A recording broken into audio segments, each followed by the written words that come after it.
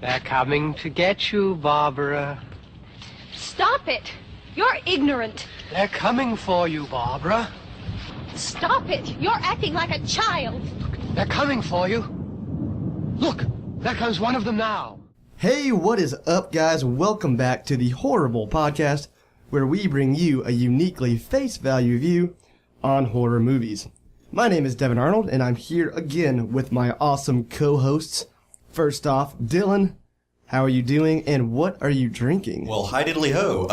It is a beautiful November day. It's the 17th, actually, and we already have snow. So we figured that the best thing to do would be to drink something a little snow-inspired, and Manton had the wise idea of drinking eggnog. So I have to say that it's taken us a little while to set this one up, so Daddy's a tad bit nogged at the moment, and that could be reflected in the further cast. What about you? Me? Yeah. I mean, I'm pretty nogged up right now, so I wish you wouldn't have put it back on me. Fairly nogged.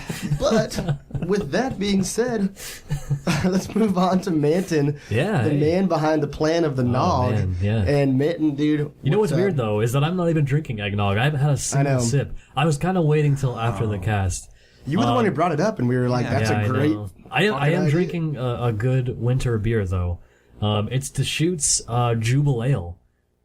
Kind of silly name, I know, but it's really good. Is that an X? It has a really nice picture on the front. That's usually how I decide on what beer to buy. I don't know about you guys. Yeah, no. Based on the I think picture. it's a valid buying strategy. Totally. Speaking of valid buying strategy. You're not supposed to weigh in yet. Brandon, you don't speak before you're You don't speak before you're spoken to. Fuck. You guys want to give me a hand signal, I can know when to speak. All right, fine. You get to speak. Introduce this man, You Devin. know at the podcast, Bloopster, how are you doing, man? And why are you not drinking anything? I'm doing great, guys. It's a little chilly out there. It's very, very snowy. When Dylan said it was snowing, he was not joking around. There was like 4 inches on the ground this morning.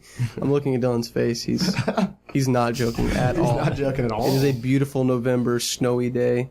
What am I not drinking? So I've been trying to steal some nog all night. I'm trying to get my nog on. With my nog dogs. But no one here is showing me any mercy.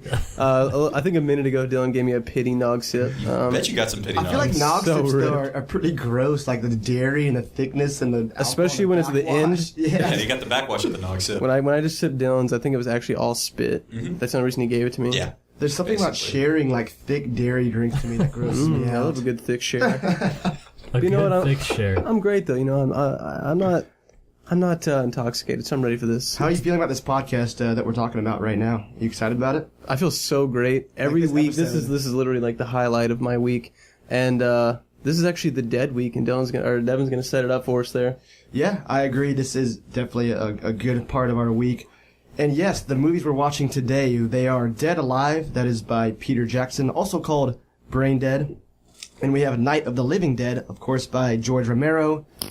And we have... How do you really Come feel? on, dude. Save it for the rest of the cast. Bloopster, out of Just give it line. a little preview of what it's way out of feeling God, like. in case you were wondering what Bloodster thinks about this movie, Right. give you a fart noise. I actually like it more than everybody else here. 10 out of 10. One more time. That is Dead Alive. That is Night of the Living Dead by George Romero and Dead Silence by James Wan. So, before we get into that, I want to always reiterate that we are on email and Twitter.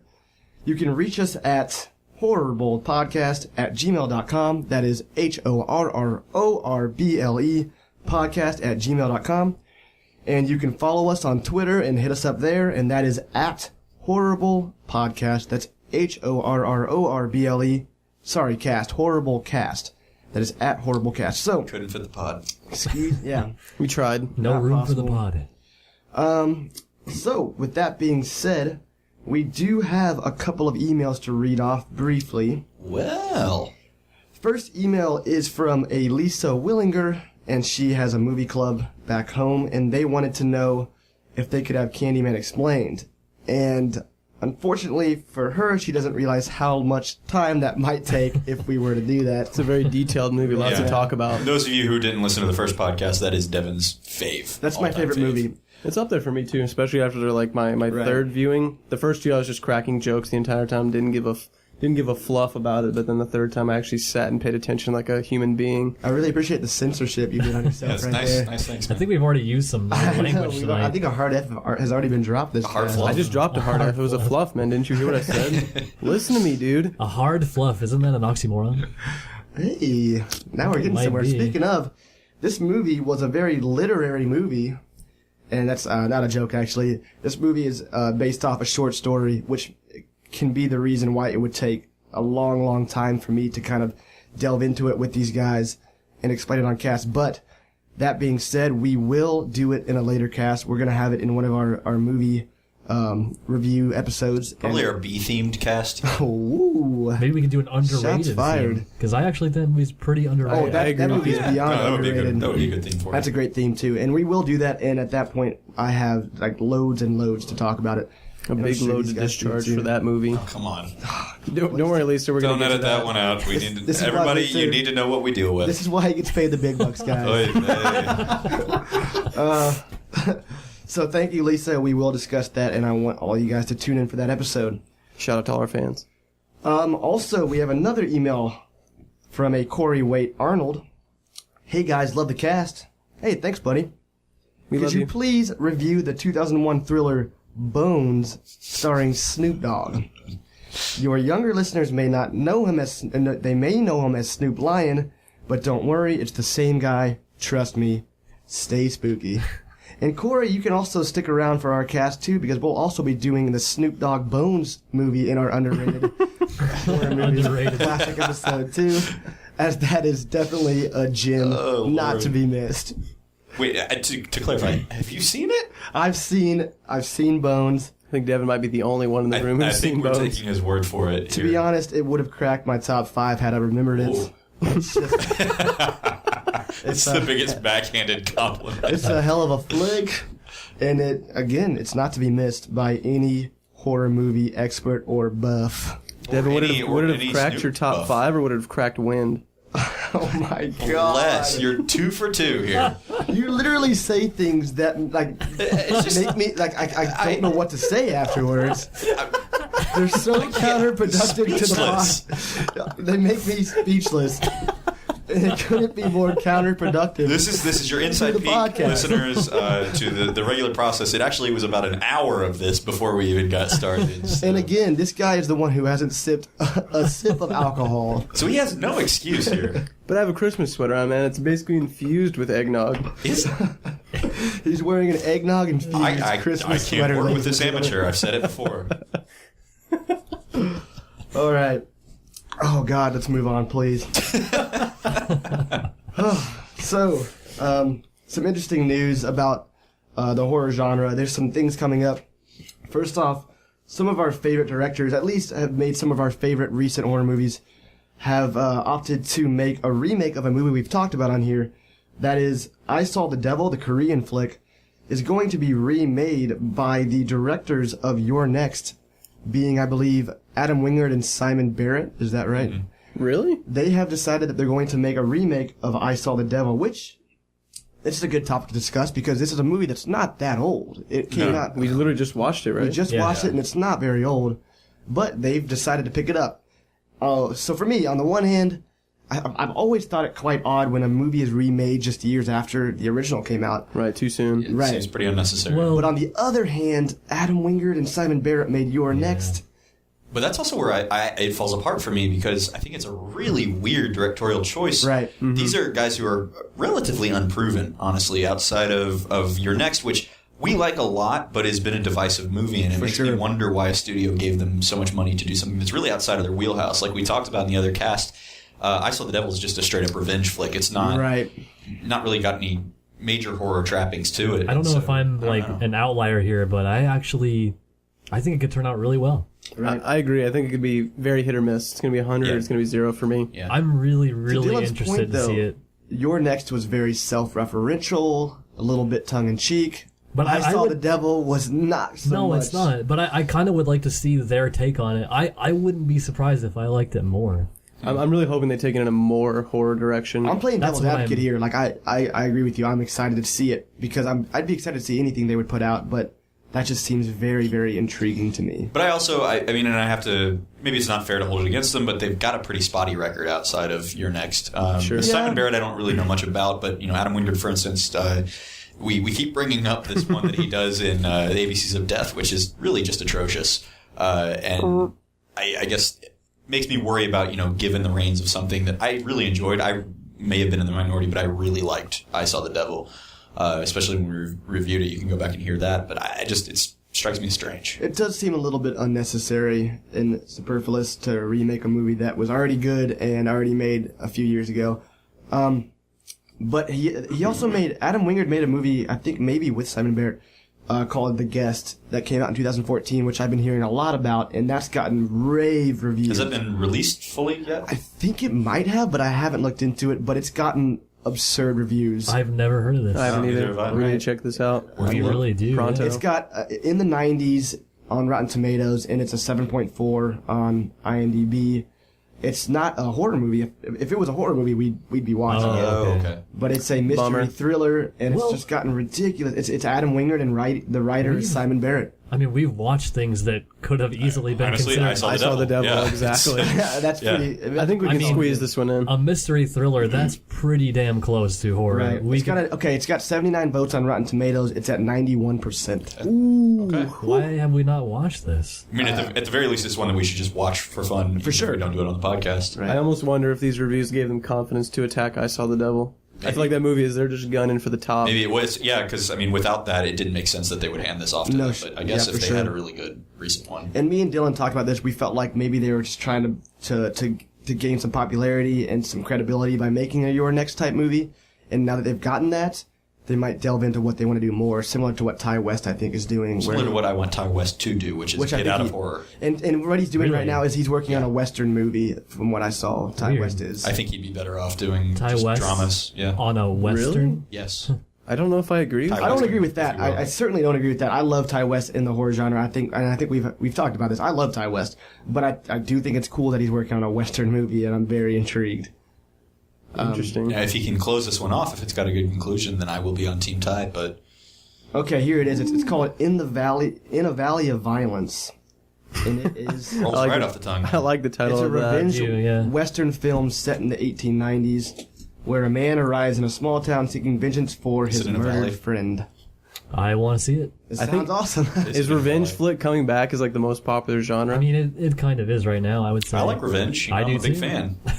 I take it all the time. I wouldn't be surprised if The Guest, that movie, is also a revenge flick, to be honest. But yeah, that's what's happening with those guys who, you know what, I love them to death. I don't care about their egos, whatever. They can be assholes if they want. I like their movies, and that's exciting to me. I genuinely hope that Adam Wingard and Ty West are not listening to this podcast ever, because we have gone back and forth on them so many I've thought times. about that so many times. Good Lord, if they stumbled upon this. But I think it's pretty fair. But the thing is, we really do. We massage. I'll say massage the ego of Your Next instead of what I was going to say. Quite a bit on this podcast. Thank you for censoring yourself, unlike Blues too. Appreciate it. But yeah, we talk about Your Next quite a bit, and I think that's a pretty big compliment in itself. Yeah. All right. There's other news that I've come across. First off, James Wan he's putting his foot back in the horror genre, I guess you could say. When he was saying he was done with it for, I don't know, 3 weeks, 4 weeks? How long? He couldn't stay out of the pot long. Super decisive. He's like the Jay-Z of the horror genre, where he retires and comes back like next week. But he's said that he's signed an agreement to do The Conjuring 2. Ooh. I thought that was already a given. No, I mean after The Conjuring, he said he was done with the genre. And I had thought it was a given too. Yeah, Like, I could have sworn he said something like he was going to do a sequel. I know that there was a sequel in the works, whether or not he was involved, so I can't say that this is a big surprise. From what I to read, me. and I read a few articles on it, he went on to do Fast and Furious 7, and he said he was done with horror. And I think that was a kind of a gimmicky thing to say so that his popularity would explode when he came back. Well, he is first and foremost a showman, so yeah, for sure, we know that. Well, I guess we'll get into that more with our Sure. review. Yeah. We'll be bringing him up later. But yeah, he just made an agreement to do The Conjuring 2, and there's speculation that he might come back and do a Saw movie with his cohort Lee Wannell. That's all pretty exciting to me. Yep. I love The Conjuring. And I like the first Saw a lot, too, so I'd like to see the original crew come back to it, because I despise all the rest of the ones in the series. I really need to go back to the first one. I saw it in theaters and haven't seen it since. I was trying to explain it to my dad earlier. I was like, it's like a violent Fincher movie. It's like really depressing and just kind of, I don't know, it's fun. It kind of is like that. On that note, also, the Insidious 3 trailer has come out. Has it? Yes. I haven't seen that. And the trailer, to me, I think it's kind of cool. You guys should check it out. The one that is intriguing about this is that James Wan, this was when he was in his retirement phase, and this one is going 2 weeks. Right? And this basically is going to be James Wan passing the torch, you could say, to his cohort, Lee Wannell, who has been there for every movie he has done since the beginning, including the Saw short film. So is he getting directorial rights? He's doing it's his first it's his directorial debut. It's Lee Wannell's. He's going to become a big dog. He's written all the movies he's been a part of, James Wan, and he's essentially co-directed and just co-made the movie with James Wan. So that could be an interesting thing to check out.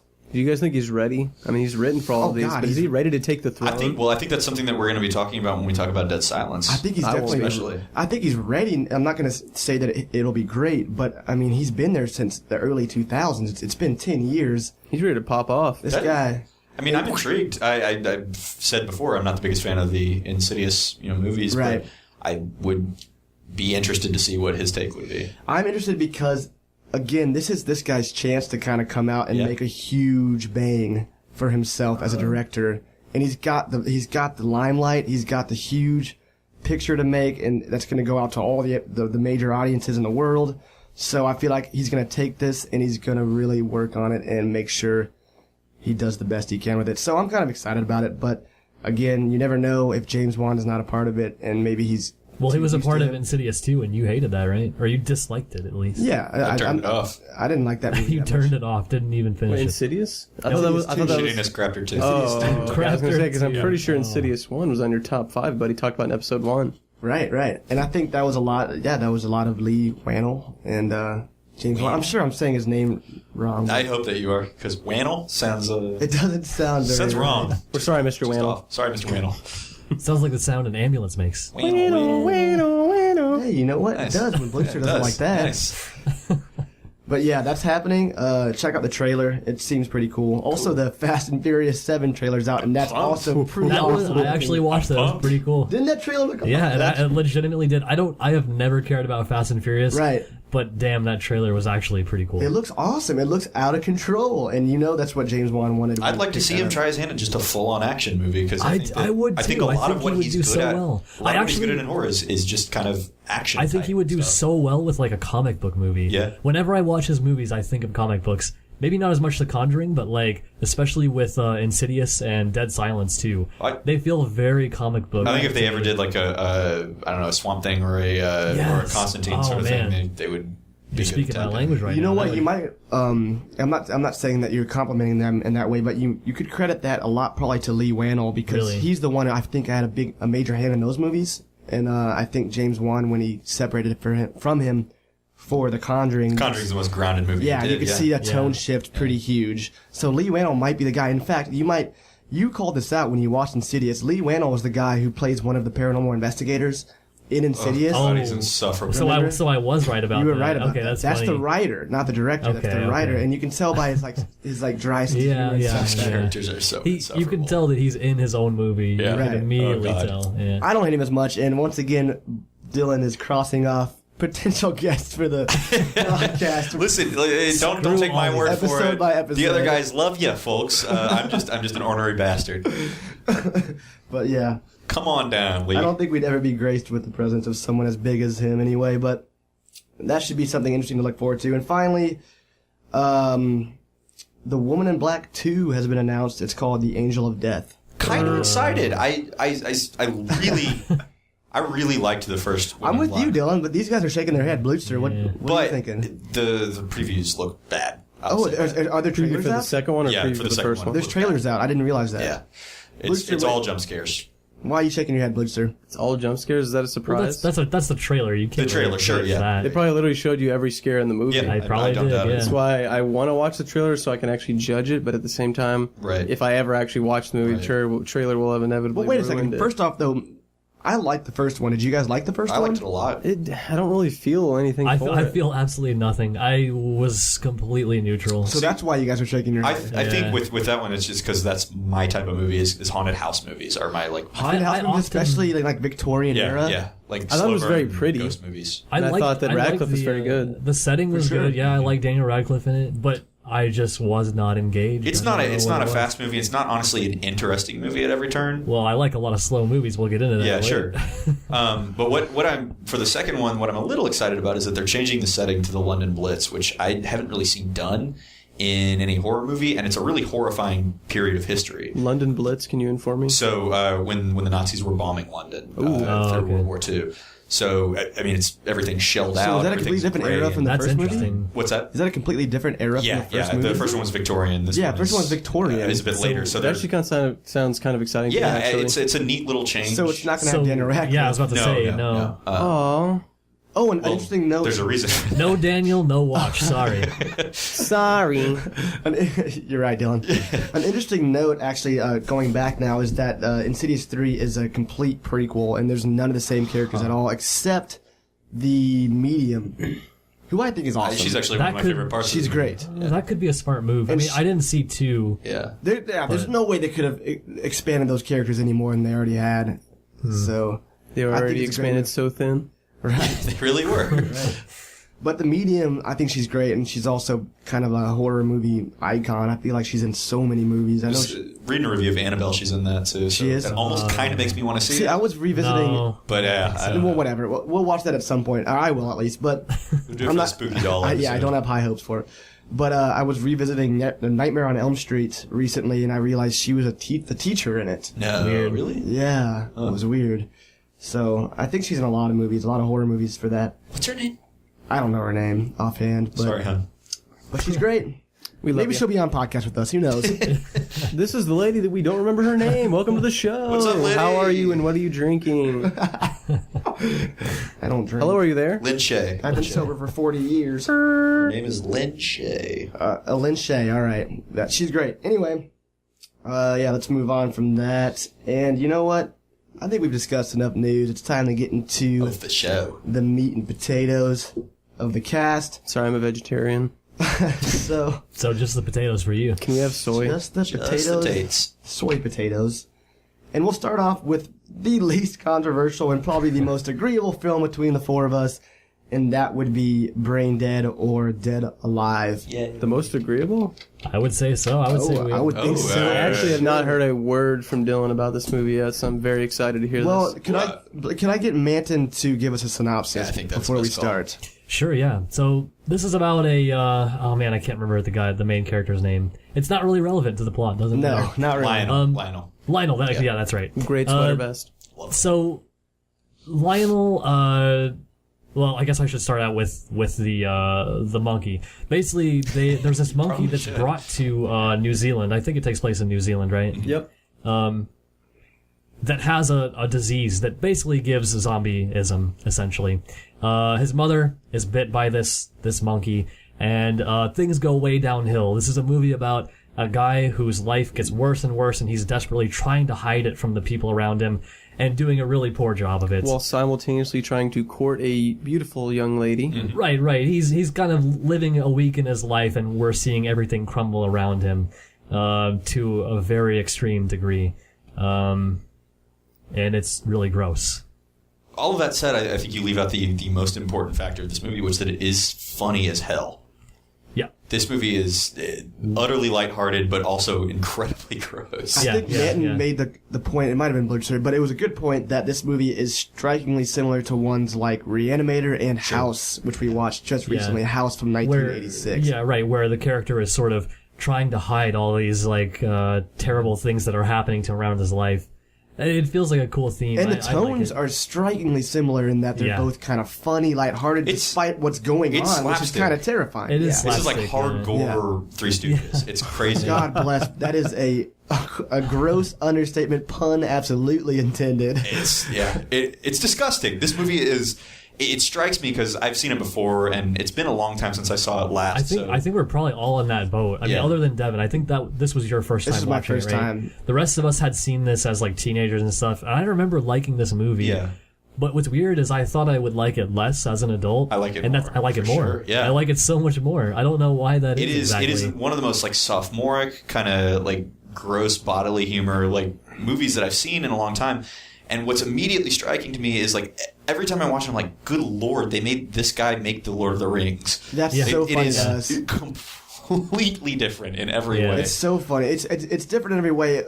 Similarities do come up in like camera angles and camera work is kind of camera similar. work is similar, but that's you can see about the seeds of his genius later. Sure. Yeah, and you know what? sure. That was quite disappointing to me as I watched because we kept kind of talking to each other while watching. We watched this together, me, Brandon, and Manton, and we were saying, man, why does Peter Jackson not revisit this genre? He's making the stinky now Hobbit that he could have a trilogy. budget, I like he know. had God, 20 I hate times the the Hobbit What's he budget. doing making that garbage like The Hobbit? Go back to making schlock like. Well, it's amazing because I like the Lord of the Ring movies like quite a bit. They're except the Hobbit ones. I despise the Hobbit ones. Yeah. I thought Hobbit 1 was pretty decent. Second one. Overblown. I have noticed I already even watched. I haven't seen the second one I don't at all. even I know. really think you should give the first one a chance. I genuinely believe it's good. We are not doing a Hobbit. We're not podcast talking right about now. Hobbit, True, okay. But the thing is, I appreciate them. I think that they're really well directed movies.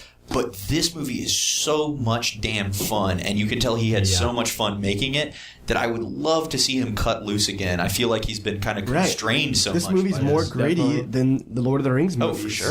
A comment that I made like towards the end of the movie is I was like, this looks like it would be so fun to be involved in this movie. Lord, yes. Like even It as looks an like a actor, romp. everybody looks like they're having a great time in this movie. I told Man I wish that we had a Dead Alive theme party with just spraying blood juice everywhere. and everyone's having like basically like a pool party except with blood. It'd be like a Guar concert minus Guar. Yeah, that's a great. Yeah. It'd be like a Guar concert. This one, you go through it and you're like, oh my gosh, that was so over the top. And then the next thing that happens is even more over the top. And then the next thing after that is It's a even more giant over the top. build-up. It's insane. It is, by the end of it is so ludicrous and Yeah. like so overblown.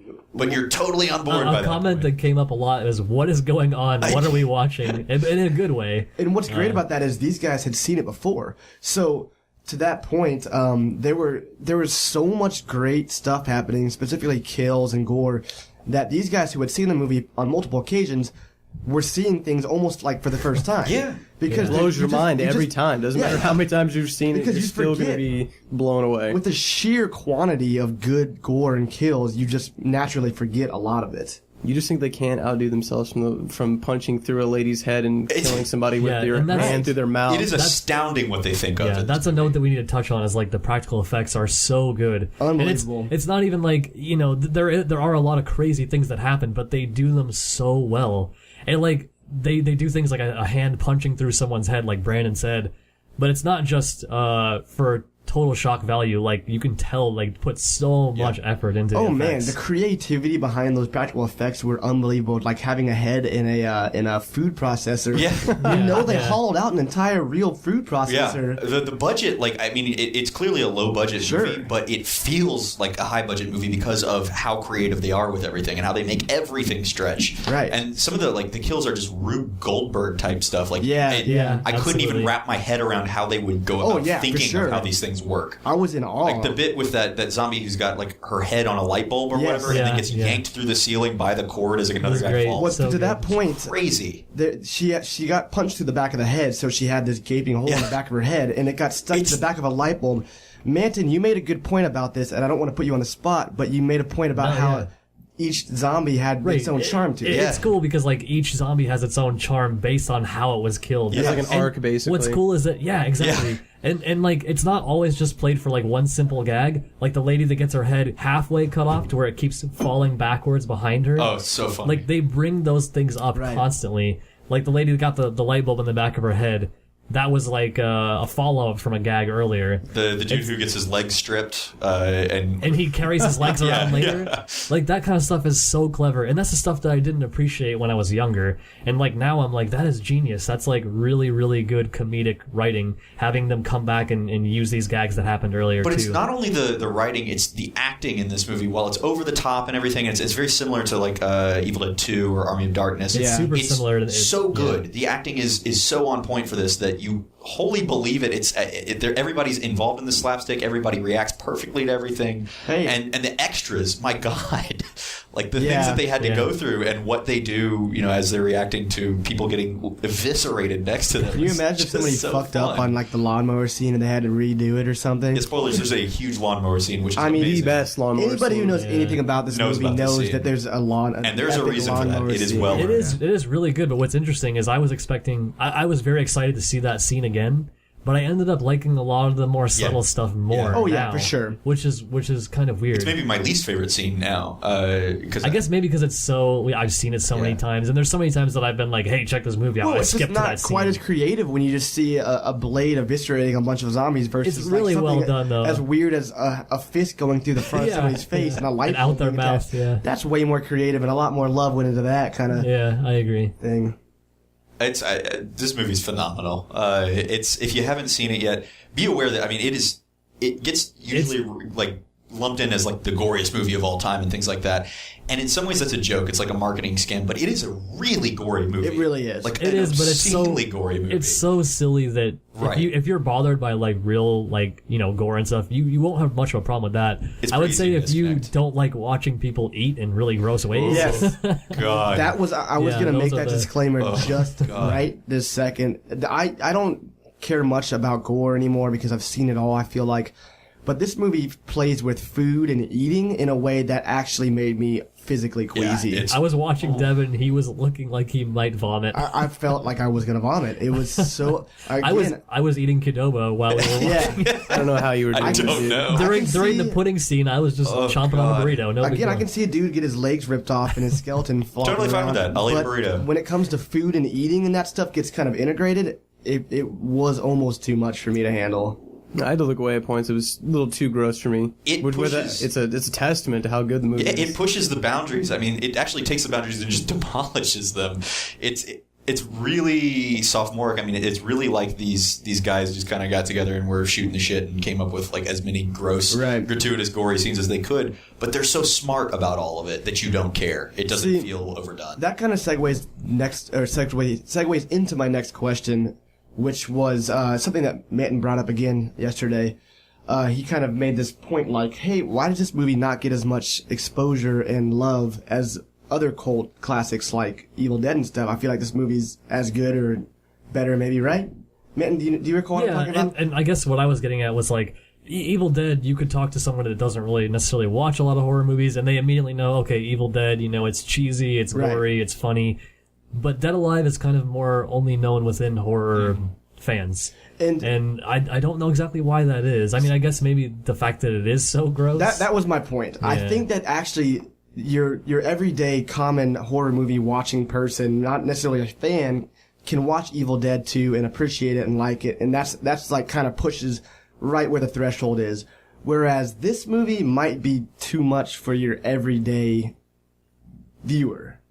What do you guys think about that? Yeah, I think that's pretty spot on. Because even for me, as somebody who's seen so much, it was almost too much for me. It was almost too much. It wasn't the last scene, the last bit, and the climax, and the blow up. No, it's the nothing earlier about stuff. that was even close to like the threshold that I'm talking about. It was really like the beginning scenes. Well, there's like some classic body horror when the mom's falling apart. Yeah, it's basically. disgusting. It's really gross. It's really gross. And I can see a lot of people but, just turning the movie. It's unfortunate that that's the first part of the movie because I can see a lot of people turning it off. And even the practical that effects point. being as dated as they are still really effective in that. Like they convey how disgusting and it that's is a for them to be compliment. rotting. That is a compliment because this movie's pretty old. It's 92, but the fact really that that young? it's not young, and I want to talk about that too. So yeah, the body effects for being the early 90s were still strong enough for me to almost not be able to watch and to get queasy, I guess. But yeah, to that point about the date, You were talking about why it may not be as big of a cult classic as the Evil Dead movies. This movie, okay, is it a B horror or is it a movie that was molded to be made into a B horror? This movie is basically curated to emulate movies like Evil Dead 2, I think. I think it's the B horror that every B horror movie aspires to be. Yeah. Well, I think They it's want almost to be the that opposite. good. I think it's almost the opposite in that Peter Jackson ventured out to make a B horror based on ones that were created in the Kind of early in the 80s. vein of like Night of the Creeps, which Right. is intentionally B horror Exactly. despite having a This budget. movie is clearly intentionally B horror, and it's 92, which is pretty far past the B horror pinnacle, right? We would think Yeah. like the early 80s, mid 80s, late 80s. It's what was weird to me though when you said it's 92 and why it didn't seem like a 92 movie to me was because it kind of exists in this like unidentifiable space where everybody's like Right. wearing 60s type clothes Actually, and yeah, there I mentioned are that as well. We talked about that. there are like 60s type cars, but there's also some kind of modern stuff Right. in it too. Well, And dare I say that's actually a misstep in the movie because this movie's actually supposed to be set in the 50s, and it doesn't make sense why. it? Yes. It See, says that- at the very beginning of the movie, it says, blah, blah, blah, when they're, whatever place there are, 1956 or whatever. And then the rest of the movie, they're all wearing sweater vests, and there's 50s cars and Yeah, 50s music. yeah. But you don't even notice those things very much. And that's what we talked about. Like, it's funny that Dylan noticed that separately from us. Because I was saying the same thing. I thought the movie felt like it was very time irrelevant. Like, it was almost existing within its own Right, time. yeah. It didn't seem to have anything that time specific. But Devin's right. Apparently, it is supposed to take place in the 50s. And It's why they did that, I don't really know. It makes no sense. It's almost like they decided to do it and then just kind of gave up on it in some places. They were like, oh, well, we can't block this, I almost modern like the idea convenience. more that it didn't take place in it. They never mentioned the time. That would have Yeah. been much I better. actually think that so would have been too. better. Like, why not just have it in 92? Not that it matters that much anyway, but It's just it was a silly choice, and I feel like yeah. a hassle that didn't need to be there. Like, why have to, dig up a bunch of 50s clothing and Sure. music when you can just do it in 92? It made no sense to the setting. But yeah, again, I want to talk about the genre of this movie.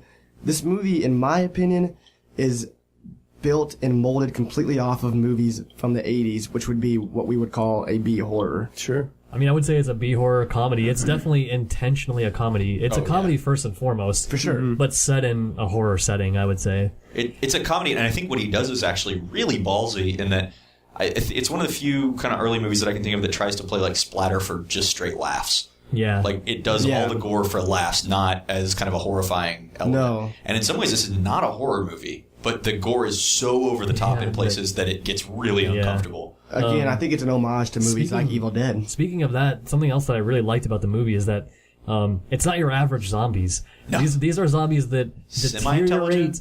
They are semi-intelligent, but beyond that, they become monsters almost, and like they deteriorate so much. They look great. Like you can barely recognize that they were once human.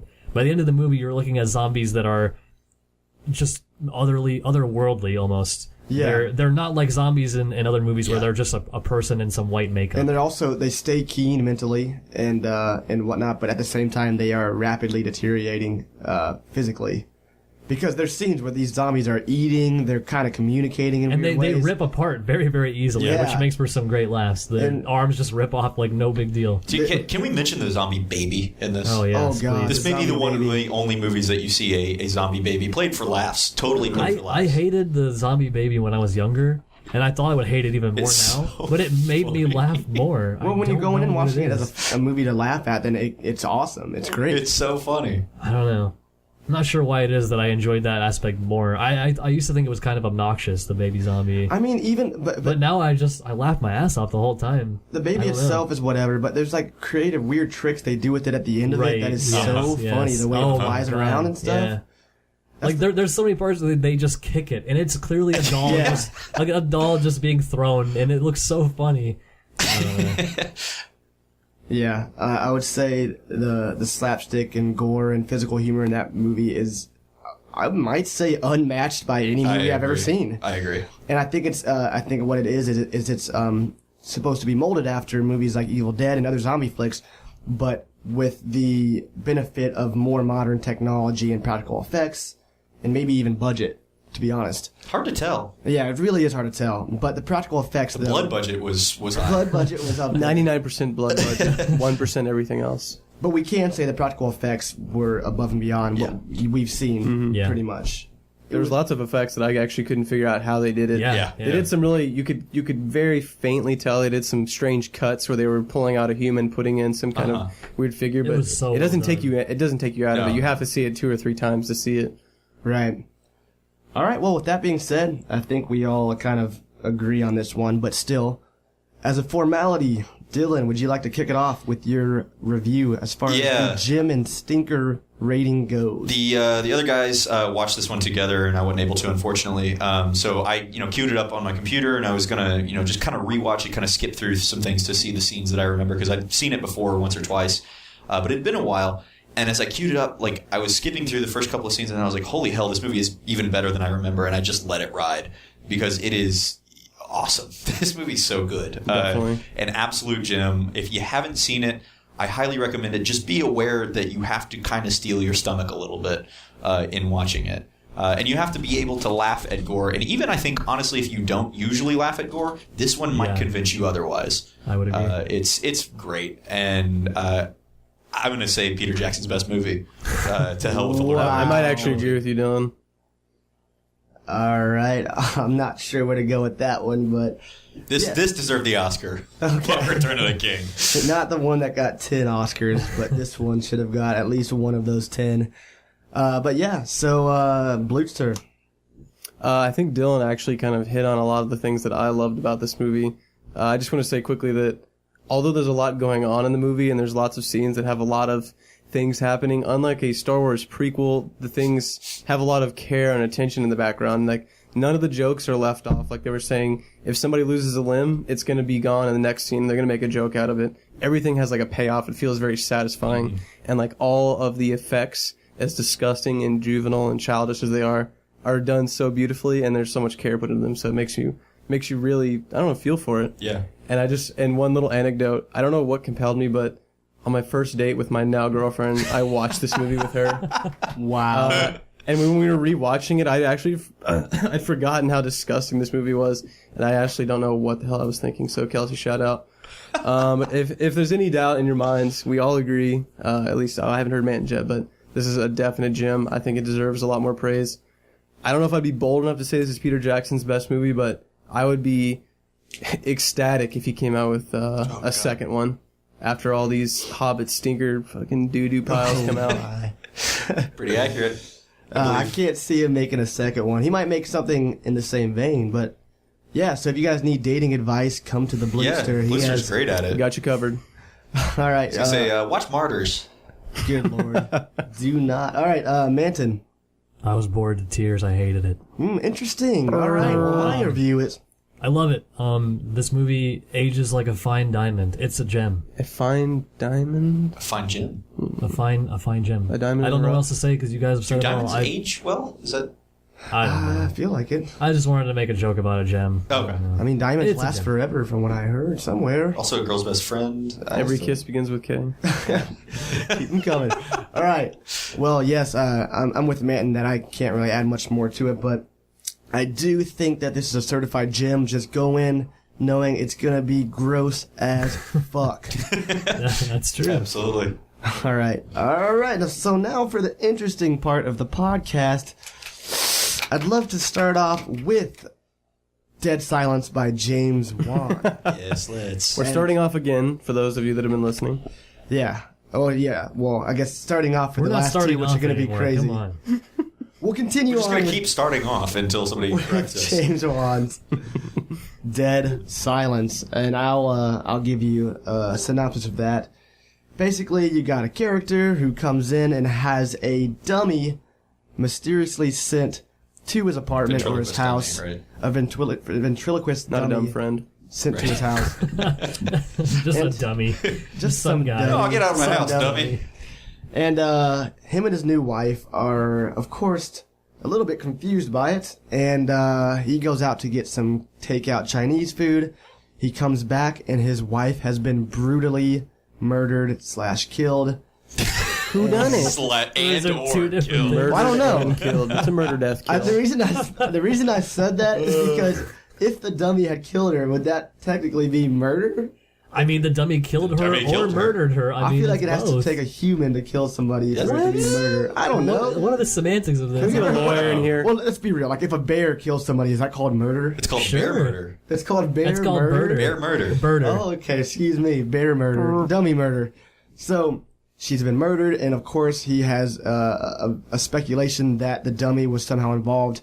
He doesn't think necessarily that the dummy did it, but that somebody who might have sent the dummy there had something involved. So the rest of the movie carries out basically as him individually investigating this murder as he's being followed by somebody of the law who thinks that he is the culprit of the murder. Donnie Wahlberg, to be Yeah, Donnie let's just make sure we don't leave that Wahlberg. out. Donnie Wahlberg. Donnie Wahlberg. Who is so much like his more famous brother that it's actually hilarious Mark in this quality. movie. He's like a fat Mark Wahlberg, basically. I loved him. I love him. He's Yeah, better. fantastic. He was so awesome in He's this movie. better than I Mark. think we mostly agree. I mean, we have to all agree he's the best Oh, part of for the movie. sure. Yeah. He's basically Mark Wahlberg, but you don't have to take him seriously. Yeah. You don't feel bad laughing at Yeah, him. yeah. Yeah. Well, He's in on the joke, I think. what's the joke? Him, basically. Oh, okay. He is his own punchline. Gotcha. Okay, I'll kick it off. This is the kind of movie that I think you have to go in with a suspended disbelief and with an understanding that it's going to be kind of a cash cow, cornball type movie. And if you do that, you can see some of the grit and some of the James Wan scare tactic masterfulness and appreciate it for what it is, and you can overall be pretty entertained by it. I thought it was pretty entertaining, but I'd love to hear from my counterparts. Manta and Dylan. No, I- Brandon. I wish I had strong feelings about this movie. I'm really on the fence. Yeah. I to be completely honest with you guys, I felt kind of bored through a lot of it. What? Yeah. I actually am really kind of upset that I wasn't able to watch with you now because I wanted to rip you while you were being bored. I mean, Can you fill me in here? Like, what? How are you disengaged? The movie Alright. starts off with a fucking Oh, wham. opening is awesome. Well, here's what I would prefer that you explain to me like what you found engaging through like the middle part of the movie, like the beginning and the end, very engaged. Everything in between, Woof. I think I'll give that to you. I think the middle was a little stretched out, but I don't know, the payoff at the very beginning really engaged me, and I thought the Sure. movie It's was a great I opening. was there. I thought was the movie all really about it. scary. I did not feel remotely scared through 1 second. Now, however, You were talking shit during half the movie. I was in my room, Me? heard you. I wasn't saying anything. I was enjoying the movie. Manton was sitting back. Every and time I laughing left his my shit I was room. off. laughing, but not in a bad way. Like I was enjoying the movie when things were happening. The thing was like, I never once felt scared, and I was kind of expecting to, just from what I heard from you guys. Yeah, I think this is a big instance where the expectations kind of played into this because you guys, Could be, yeah. you loved this movie and you saw it before the two of us did, and then Devin showed me the opening scene, independent of that, and I was like, wow, this is really good because it's very a great powerful. opening scene. Yeah, I agree. And I went for a couple of weeks without seeing it. I was like, man, I should watch that movie with that great opening scene. We decided to do it for this cast. I sat down, watched it the first time, kind of wandered in and out of the room at various points because it got really boring during the middle. And I was expecting, because we just watched it right before we did the podcast again, so that Matt could see it. And I was expecting that second time it would make a little more sense to me. It would kind of click a little bit, gel a little bit more. And I found it even more boring, actually, even knowing what was going on there. And I agree that even the first time around, I wasn't truly scared by any of it. It's an entertaining movie in parts, and it's kind of neat, some of the stuff that they do. I think some of the scares are pretty cool. Some of the effects too, and the lighting is really good, but it just doesn't kind of all click. It feels, you're right, Devin, kind of cornball, but not in an enjoyable cornball way, because it is cornball, and yet it takes itself so fucking Which makes seriously. me wonder if you guys would have been satisfied, along with so many other fans, if they would have thrown in a couple self-referential like winks No. to the audience, and then people No. were like, "Oh, this It's movie not- just went no. from silly to brilliant because now it's a self-referential film." No. It's not the tone for me. I It's- respect James Wan for not kind of succumbing to that bullshit of not truly wanting to make a horror movie, but wanting to make some self-referential Sure, film. that's all fine, but when it comes down to it, like, I just wasn't engaged through a lot of the movie, and I think it's a problem of pacing. Yeah. While watching it, and after watching it too, I kind of felt like this is a movie that I wish was more of a short film. I wish it was a 30-minute movie. It felt like a 30-minute concept dragged out into an hour and a half. I think the biggest shortcoming of this movie is the concept, and I know that's something you'd argue against, Devin. That you think that you have to kind of accept the goofy concept that it is killer ventriloquist dummies, and even accepting that, I found that it's a concept that you can't honestly do that much with. And they stretch it as far as it can go. They do as much with killer ventriloquist dummies as you could conceivably do. And it's still not that rewarding. It just, but at the end of the day, it's not the dummies, right? It's what's controlling them. Yeah, but even so, even with that, like they don't break any new ground. And I'm okay with a movie not breaking any new ground. I love The Conjuring, also James Wan, and it breaks absolutely zero new ground. This one actually does, I think. It tries to do some stuff that I haven't seen before. It just feels hastily cobbled together. It feels like a cash-in, like Devin said. What's a cashing in though? Like were dolls huge when this came out? No, I think it's like Annabelle. No, like people eat that up. People love the spooky doll. Like a teeny bopper. It's very easy to market. It's like concept. And this movie came out way before Annabelle. But I'm glad but that's always been kind of a thing. I'm glad that Devin said teeny bopper because one of the things that I kept thinking through the entire thing, and this is partially how it's shot, which is not bad. It's shot pretty well, but also kind of the cast makeup felt like a really long episode of like a CW show, like Supernatural or something. And maybe that's kind of the middling acting talent in it. Maybe it's some of the kind of the padding, the unnecessary padding. I mean, the acting is truly dire in this movie. It is really bad, with the exception of Wahlberg. And it's especially the lead, who is just totally vanilla. He's a mouth breather. He's vanilla. For sure. He's really hard to watch. He's terrible, but he's definitely vanilla. I didn't have a problem with him so much, honestly. Like, I have a hard time describing why this movie wasn't engaging to me, but I literally just watched it, and I don't think I could tell you much about it. Yeah. I don't know. To be fair, I feel like that's part of the way you were watching it. I felt like you weren't paying much attention. No, I was trying as hard as I could. There were a lot of things happening around me, which wasn't my fault, but like, I don't know. I mean, if it was a better movie, I could have been more engaged easily. Maybe. But even with the distractions. I watched it twice and like really closely within, watching it the last time, and it just, neither time did it for me. And even the second time had a kind of a different cut. The one that's on Netflix cuts out, oddly enough, some CG that's is weird. Kind of an important plot point. Makes no sense. And it's just not there in the. Let's stop Netflix crapping version. on this movie. Let's let them talk about. Sure, why I want to know what you guys like a lot about this one, because I think there is some good redeeming stuff in this. I was going to say, if you guys were crapping on it, that was the weakest shit I've ever seen. Well, that's the thing. No, I don't feel really. I don't feel strongly. I don't feel strongly. I was making a joke. Like, I don't feel strongly one way or the other. I think this movie is fine. I don't know. That's about all I can say. I'm afraid that if I went back and watched it a second time, I might agree with you. But I was watching it the first time. I was completely sober. I had just watched another movie before this. I don't remember what happened. And Evan just kind of threw it on. I literally had heard about it a couple seconds before. And I don't know, like, I'll concede that the movie is a little, maybe even a little tiring, maybe it's a little long, but I kind of enjoy the investigative aspects. I thought that there was, even though it's this very silly, I don't know what you'd call it, what did you call it? Cornball. I don't think this movie is very corny outside of the concept. Like, it's a very serious movie. It takes itself seriously. Once you realize that a doll just murdered somebody, that's basically where the silliness stops. And I don't know, I kind of enjoyed myself watching them unravel the mystery, and you learn a lot about the town where it's from, the people that are involved. You learn the history. It's melodramatic. And that's where people can take it as cornball. But in my opinion, again, if this movie went a little bit more in the self-referential direction, which I think is so obnoxious. I did not want it to. I feel like if it did, and this movie was released this year by James Wan, it would be received very differently than in 2006. I don't know if that's fair, because he's got the cachet now. 2007, where he wasn't a big director and he kind of just bombed on his. Well, you keep bringing up self-referential, but none of us want that to be that way. I'm not saying you do, but Devin wants it deep down. Well, you guys are saying it takes itself too seriously. No, I didn't say that. I disagree. am. I think it does. I disagree. So what's the remedy for that? Okay, well, I think that it takes itself super seriously, which I would actually be on board with if the acting wasn't so hammy.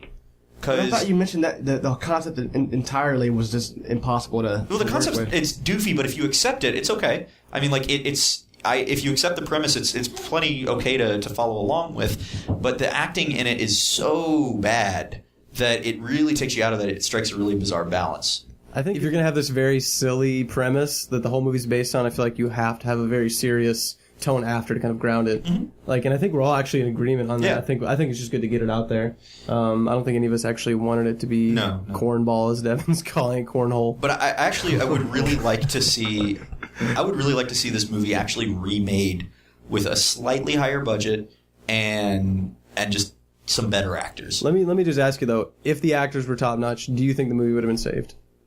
I don't think so. I personally did. I don't think it would have changed. I don't think it would have saved it necessarily, but I think it would have made it a little bit more engaging.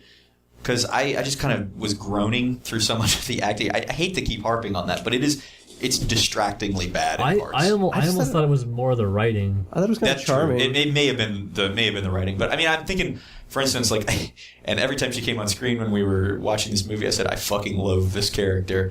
But like the crazy woman who lives in the mortuary or whatever, yeah. Oh, she's the caretaker's wife, right? So poorly written. Yeah, she's awful. If Donnie Wahlberg's character was the main character instead, it would have been saved. They also make a really bizarre choice, which is to... It makes no sense. No, Donnie Wahlberg's character is he's so typecast in that role. I'm somewhat exaggerating, but what I'm getting at is that he was the most entertaining character because he had the most personality. Right. Our main character had none. If the main character had some, that's so you can put yourself in his place, man. Something that would have been nice would have been like having the Donnie Wahlberg character. It would have given it this contrast. Like you would have had him versus how serious the movie is, and it would have made it a little more interesting. But it would either way, having any kind of personality at all of the main character would have been really nice because there's so many scenes that are just him by himself. I feel like again you guys are going in with too high of standards. I think it's our fault. It's not a character-driven film. It's our fault. But it's not. But there are so many moments where there is just one man on screen, and it is the most boring man in the entire movie. And that's one of the big shortcomings I think of this movie is that they make a strange decision to really just have like one person at a time. Well, who is it that who loved Pacific Rim so much? Because that movie is like that movie's terrible. I like it. The epitome of having the most vanilla, boring person. but most of the movie is just robots fighting, and then the vanilla dude talking, and it's at least the most mind-numbing garbage you could ever fucking watch. But let's not even get into that. It's we could argue. It just strikes me as strange where you can enjoy that but not enjoy because it's almost the same thing. But no, it's not because that movie does not take it so seriously. At least there's something to look at in that movie. Pacific Rim takes itself seriously when it comes to acting. It does. We cannot start going into Pacific Rim. Yeah, let's not even. What I was trying to say, Dev, is they make a really strange decision, which is that in the times when there's like a dire crisis or consequence, and they're up against the ghost or whatever, they have at most 2 people against it, which is bizarre because there's really low stakes from the get-go.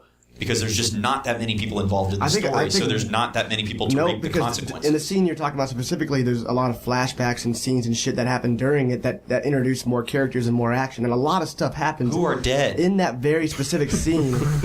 Yeah. Who are dead already. All kinds of crazy shit happens. It lowers the stakes. It's kind of a fluffy movie. You know what's funny about lowering the stakes? As soon as... Oh, well, I can't talk about it. It's a spoiler. As soon as a certain character is gone... I don't care anymore. Yes. Yeah. I don't know. And there's 10 minutes left after that. Right. I just want to pivot. I think that the 2 dinguses who didn't like this movie are focusing so much on the negatives that Devin and I can't actually bring out what this movie did well. Exactly. No, I was trying to push it over to you guys. Hold on. Fuck a fucking Mark Wahlberg look-alike, his brother. Fuck these other scrubs that never made another movie. This movie didn't fucking pay millions of dollars to get people on there. Exactly. What it did do very well, it had a great tone. It has a great color palette. I hate to always say that, but the movie looks great. Yeah. I would agree. For a movie as silly and medium probably budget as this was, I think it looks excellent. It's directed very, very well. Exceptional. And the thrills are there. The scares are there. That's and what you I was guys are gonna get forgetting these things. I didn't feel thrilled or scared. They happen consistently throughout the movie, and you probably missed half of them. I think this movie getting is up and going to the very bathroom and like having people walk in the room. I saw them all, buddy. They're just I'm not even joking. Not that interesting. I completely disagree There's with a these couple two of guys. really cool ones. And again, this is what the very fucking genre was created with, was just these cheap thrills and cheap budget, silly tactics to make a movie fun. And at the sacrifice and of a little bit of writing and acting plot. A lot of it.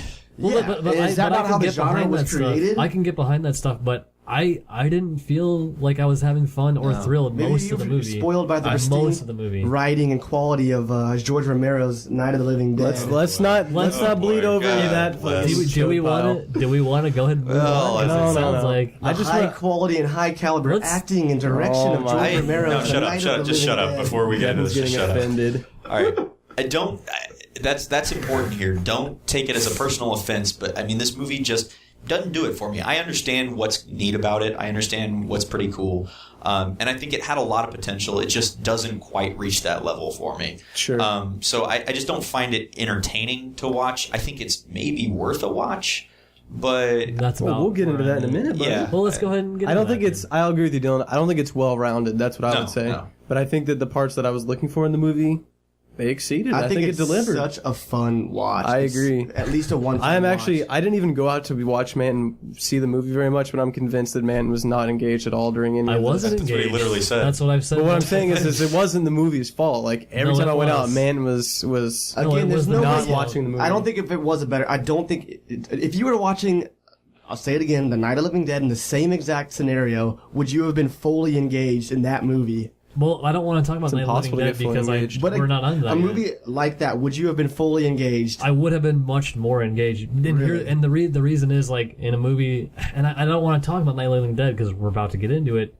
But we ever? the characters in that movie to me are more interesting. Wow. But Let's save it. We literally have it in this exact cast. We can talk about it in moments. Right. I don't know if we can talk about it. We're probably All right. going to yell about We're it. gonna Well, fart about let's it. get into it. All let's, right, let's let me start stinker off. gem this movie. Don't listen to these guys. They're spoiled and they're a little bit up their own ass at times. you At times, this is my Wow. my Hey, opinion. refrain Let from the him personal say. attacks here, At dude. times. I'm just saying at times. And I think it's hard for some people to appreciate just silly, fun horror movies. We just I talked love about silly Brain fun Dead. horror That, movies. but though that is very that aren't self-referential. Let me say that aren't a fucking.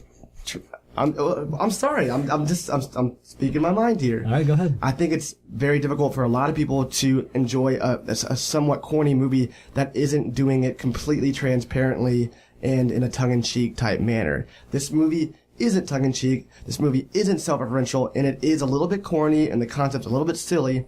But if you give it the time of day and go into it with a very light-hearted mindset, it can be a fun, entertaining, and even scary movie to watch at times. And I feel like that's very difficult for people to do. I think if you want to talk about that, Babadook is a good example. That's a corny concept, but done very well and very that's- I don't serious. agree at that all. is okay. That's completely different. Is it? I don't Yeah. agree. Why? That Hang movie's on, not let Devin finish off his pitch. That movie here. is not cornball. This movie is No, but it is a corny concept. Let him Well, I'm not finish talking off his about, pitch. and I'm not talking about just the concept. I'm talking about the movie is made in a very corny manner, which can be sometimes very laughable at times. But if you go into it with the right mindset and get over those things, it can be fun to watch. And for that reason, I give it a fun watch. I'm giving it a gem. It's definitely worth one watching, and it's fun. And it's not going to bore you. I think they disagree, and with that, I want to pass it off to Dylan, who's going to have a very different... Well, I'm going to say, you said it won't bore you. It did bore me. Yeah. It's kind of a boring movie. There's a lot that I appreciate about this movie. Absolutely. And I've seen it twice really recently here, and both times pretty much got the same takeaway from it, which makes me pretty assured of what I'm saying about it, and that's that it ain't for everybody. And I did not have trouble accepting it for the corny movie that it was. I was totally on board with the ludicrous premise, and even kind of on board with the bad acting, because at a certain point you just have to accept it. But it just wasn't entertaining to me. I mean, all these disparate elements that are really kind of neat didn't click together as a full movie, and I found my mind wandering. I found myself kind of wishing I was watching something else, and it's not my cup of tea. I think it may be worth a watch if you're interested in seeing kind of how James Wan has grown as a director since then, because he really has, and you can see some good directing in this movie. I think he does do a fine job with it, but I think some of the writing, some of the acting is really dire, and some of the choices are just kind of perplexing, and it just doesn't work as a whole for me. I'm going to give it a stinker, but I'd say at best it's a light stinker. It's not offensive. It's not offensive in any way. Smelly. Mildly putrid. Mildly putrid, but there are better uses of your time, I think. Mansion? I would recommend this movie if you watch it on Netflix. Reason What? being, yeah. Yeah. Well, it's free. Reason being, like, there's not a whole lot of choices. If you just happen to plop down, you're like, I'm going to put on a movie from Netflix. You could put this on, Sure. and it's fine. It's fine. Basically, my opinion of this movie, I'm so on the fence. It's really hard for me to just give a gem or a stinker. I'm actually, strangely, I think I'm leaning a little more towards, like, I just found this movie to be pretty much fine. We're gonna go with gem, and it's That just surprises me. well, I mean, This it's, I don't think you're shocking. committing to Please. it. Yeah. no, because I'm being honest here. Like, I was fine with watching this movie. Would you recommend it to somebody? Yes, I would. I would recommend this to my mom. Because my mom watches a lot of Sci-Fi Channel horror movies, and that's what this felt like Dude, to this me. is Yeah. so many leagues above that garbage. I don't Well, no, know. wait a second. I found it mildly entertaining. I'm surprised that you're offended by his thing, because I'm shocked at how non-offensive it is. His review is. I didn't think Man's review would be offensive, but I think that, as usual, Man surprised me. Like, the whole time, I didn't hear anything Well, good. I was and then to speaking- hear such a neutral review at the end, like, I don't know what to say. This is a recurring theme that happens. said- with I Brewster said- and Nathan. I said at the very beginning of the review, I said that I'm really on the fence about this movie. I said that I felt this movie is just okay. So is that more than bad? Yeah. It's hard to, It's better than bad. It's good. it's hard to be pressed into coming up with like true passionate feelings. I have no passion. I'm not going to have any problem with that. I Really, just feel the- like it feels so not genuine. Here's but okay. here's what it is. Not Give us some genuine. feelings. Here's what it That's what is. we're doing this podcast for. I need some feelings. That's the thing. This movie doesn't make me feel anything passionate. I wish it did. Yeah. So What- how the is reason. how is that a good? Hold on. Like, how is that a Let him. recommendation? Let me just get into it.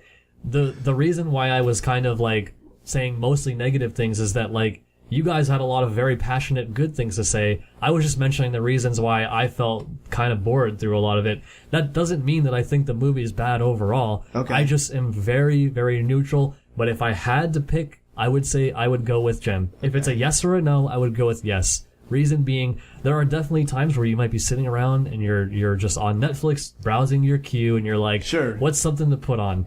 Put this movie on. You will watch it and you will feel fine about it. You're not gonna be upset that you watched it. You're just gonna be like, that was a movie I just You watched. won't be mad kinda when it ends. and I said that this is not one that I can truly recommend, but I kind of have to agree that it's on Netflix. You might as well. I mean, That's what I'm getting at. You literally It's- have just time sitting around. you could pop this little lots of stink bug in. people do. Lots of people just turn the TV I mean, on. there are quite literally worse things on If you Netflix. if you very walk true. out Quite a few. walk out to your living room, turn the TV on. This is on. You could sit down and watch it know while what? you eat dinner. I listened That's to what I did. a podcast called Horror Movie Podcast. It's a good one. And Shout out, they are good. yeah, they're great. And the guy there kind of mentions those as movies called a 3 a.m. Mountain Dew and Doritos type movie. Sure. You wake up and you turn on the TV and it's on. You just break open a bag of Doritos Right. and watch it. Who cares? I wouldn't change the channel for this movie. I'll give it that. Yeah, and you know what? That might be the best setting for it. But I'd like to hear Bluester close us out with this. Hotly debated item here. There you go. I didn't expect it to be such a debate. I didn't really. either. I'm So being did forced it? to have opinions about this Not movie. compared yeah. to our next one. Oh, I knew they were both being debated, but let's go with the Bluester's review, please. all right, let's start it again. So I just want to say that I'm actually very glad there's been so much dissent for this movie and so much abundance of neutrality about it, because I think that I've stressed before that the mindset you go into a movie is very important about your perception of the movie. I think that's true with a lot of things in life, but like we've heard so much decent thoughts, so many negative thoughts, some pretty good thoughts. So I think that anybody who happens to actually listen to this and go listen to our take our advice and go watch these movies might have a good grounding to start the movie. Like, I enjoyed this movie. I thought that it was not well rounded. It wasn't well paced. It's not the best movie ever made. But I think that the things that Juan set out to do, he succeeded, hand over fist. And I think that a lot of that was because of his greatness, and I thought you could see him shine through in the movie. Yeah. I thought it was scary. I thought it had a great, consistent ambience. It was I thought it was actually genuinely scary. You know, I do get scared easy, so that's not a huge testament. But I think that it was surprising to me that it accomplished that while being so silly and so lacking in a lot of areas. So to me, it is a gem. Obviously, I wish everybody agreed, but yeah, that's my opinion on that one. So with that, I think that is 3 gems and a light stinker. 3 gems and a light stinker, but I'm actually that surprised doesn't with that do it outcome. justice for our review. You have to listen to our entire review to get anything out of that. Man, I mean, to be honest though, I think that like something to take away from our discussion on this movie is that like, you know, as listeners, hopefully you can hear each of our opinions on our movies if you look at it from episode 1 till now, and you can kind of decide, okay, you know, I tend to agree with Dylan. I want to go with his recommendation, or I tend to agree with Brandon. I want to see this movie. Yeah. Nobody does that. I think that's kind of what we're aiming to do, right? And I think that it's cool that we all have such very diverse opinions on these movies. One of my friends who listens to this cast, he says, you know, you and I never agree on movies, but like it's good that, you know, Devin's on there because I agree with him all the time. I'm like, well, you're fucking wrong, but you know. Anybody agrees with my dumbass opinion? Wow, they're listening to the wrong guy. No, yeah, that's a great point to make. And you know what? We do get kind of up in a fuss and little hissy fits here and there, but that's just a microcosm of what happens when we watch movies together. So consider yourself lucky. And you weren't there for the privileged. 2-hour house who argument, so you got the abridged version last On that episode. note, And That was on a that note, we summary. have a movie that we can finally have a peaceful ending and a Yeah, right. huge agreement on. oh no, I'm scared. And I would Oh, love boy. for Dylan to give us a synopsis on George Romero's Night of the Living Dead. Okay. Full disclosure, this one, given that I had a really difficult week, was not able to rewatch in its entirety. But this is one that I've seen God knows how many times. A lot more when I was younger. But Night of the Living Dead, essentially, if you're not familiar with the plot, it's kind of surprising because it is basically the most bare bones zombie plot there is. And, you know, in a lot of ways, one of the first zombie movies, often credited as the first. But George Romero, shoestring budget. What's the year on this one? Somebody look that up. 67, 68. right? 68. In 1968, makes a movie. It's in black and white, although, you know, the technology obviously existed for something in color. But with no budget, makes a movie about people who get kind of in the middle of an unexplained zombie phenomenon, have to hole up in a farmhouse and survive a horde through the night. And that's really it. I mean, there's not a whole lot else to the movie. But that sells short, I think, a lot of some of the undertones there, but we don't have to go into a lot of those necessarily, because this is a face value sort of approach to it. Yeah, but I still want to hear your opinion, Dylan. Well, there's a lot that's going on. This is one of those ones that, you know, academia up its own ass tends to review a lot because it is an important movie. For and sure. I say that as capital I, you know, in quotation marks, important. Right. It is a movie that without this, I mean, surely something else would have taken its place, but without this movie, a lot of kind of, you know, things that we determine as horror tropes now The Walking Dead. wouldn't really exist.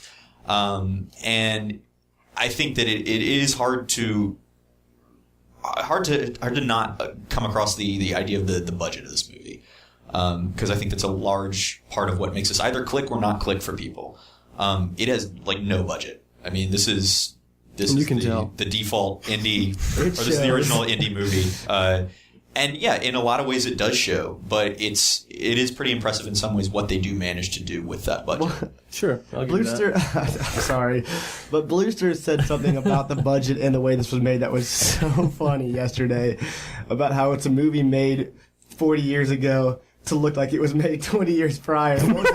Yeah, that's accurate. What did you say? Straight from the Great Depression, dude. Actually, I don't remember. We were going on about this movie all day. He made a point like, listen, if you're into older films and you want to watch a movie from 40 years ago that's made it look like it was made 20 years before that, Well, then this is your movie to watch. We kind of got into this. So what Devin's talking about is I said that you have to, if you watch your movies chronologically and start from the first movie ever made, if you watch this movie right as you get to 1968, your mind is going to be blown because of how ground moving this movie is, right? Sure. And so like we kind of got into a discussion about how we look at movies for this podcast. The discussion was eye-opening, if a little bit jarring, and I think that, you know, we came to terms with the fact that yes, taken from a 2014 perspective, this movie is not going to blow anybody away.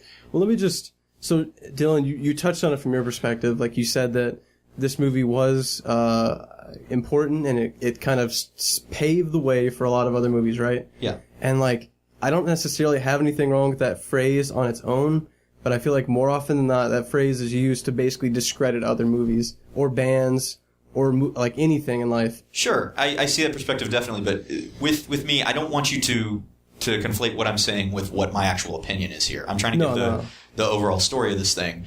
And for me, this is an important movie. Sure. Not from a critical standpoint, but because this was one of the first horror movies that I actually watched. And actually may have been the first. See, I think that's a very good way to go into it. And, you know, it was new to me. A lot of the stuff that isn't necessarily, even though I knew about, you know, zombies and those kind of tropes, it was kind of refreshing to me. And when I've watched it again in the past, you know, I'm still kind of, it's not a super entertaining movie. It's not really gonna, like, you know, make you latch on and follow, you know, with bated breath or anything.